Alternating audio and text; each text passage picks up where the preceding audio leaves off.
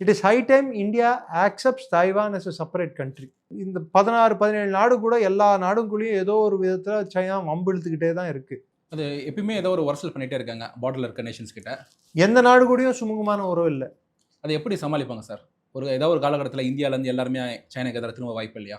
Already இந்தியாவில் வந்து சைனாவுக்கு பெரிய ஒரு சப்போர்ட் இல்லையே, எக்ஸப்ட் சில கைக்கூலிகள், அந்நிய கைக்கூலிகளும் சில குறிப்பிட்ட சில கட்சிகளும் தவிர்த்து யார் வந்து சைனாக்கு இந்தியாவில் சப்போர்ட் இருக்காங்க? இல்லை, அரசாங்கம் சார்.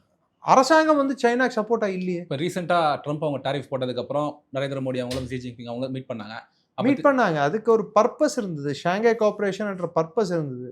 சி ஆப்டிக்ஸ் மேட்டர்ஸ் அப்படின்வாங்க. ஆப்டிக்ஸ்னா பார்வையாளர்கள் கண்களுக்காக சில விஷயங்களை சில தலைவர்கள் செய்யத்தான் செய்வார்கள்.